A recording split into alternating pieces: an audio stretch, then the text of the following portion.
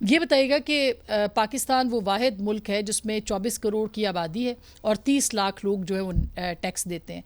Tax net हमारा वसी नहीं होता, हम पैसे नहीं देते, एग्रीकल्चर पे हम टैक्स नहीं लगाते, बहुत सारे और ऐसी जगहें हैं जहाँ पे हमें काम करना नहीं कर पाते। तो आप बतौर ज़ाहिरा FBI के चेयरमैन भी रहे, आप समझते हैं इतना पोटेंशियल है पाकिस्तान के अंदर के लोगों से टैक्स लिया जा सके?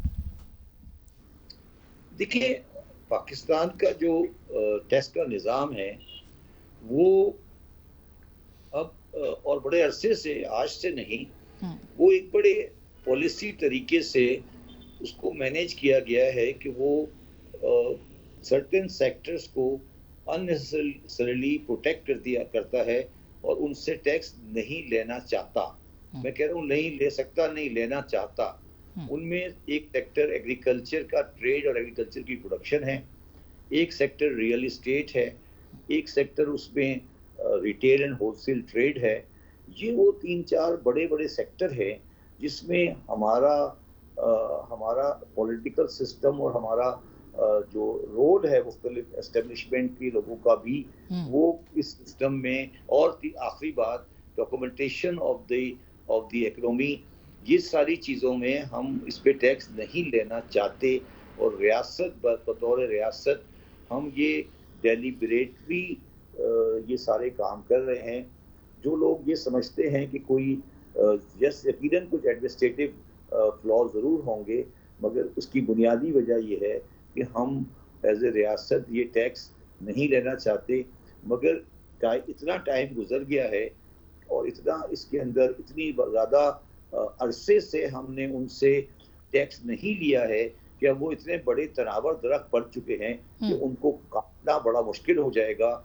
और ये ही पाकिस्तान का सबसे बड़ा मसला है। और क्योंकि मैं वो आदमी हूँ जिसने इस चीज़ को दोनों जावियों से देखा है, मैं ये समझता हूँ कि ये मुझे टास्क इमीडिएट फ्यूचर में होता हुआ नज़र नहीं आ रहा, अनलेस के हम कोई बिल्कुल जिसे कहते हैं ऑटोक्रेटिक सिस्टम करना चाहें। ऑटोक्रेटिक सिस्टम का मतलब ये है कि अगर हमारे पास बेशुमार दुकानें हैं जो सेल कर रही हैं और चीज़ें कर रही हैं, अगर हम उनको यही लारा लप्पा देते रहे कि फिक्स टैक्स और ये टैक्स, तो ये सब कुछ नहीं होगा और आपको जाकर उनको सबको रजिस्टर करा के टैक्स रिसीव करना है। अगर आपने ये किया तो मैं बिल्कुल आपसे वाज़ेह अल्फाज में कहता हूँ, मुझे टैक्स की बेस में इमीडिएट फ्यूचर में बहुत ज़्यादा बढ़ोतरी नज़र नहीं आ रही, अनलेस कि हमारा जो पॉलिटिकल सिस्टम है वो इसको सपोर्ट करे। मगर मुझे अफसोस से कहना पड़ेगा कि जो दो पार्टियां आज PDF को रिप्रेजेंट कर रही हैं, इनका टैक्स रिकॉर्ड में ट्रैक अच्छा नहीं है।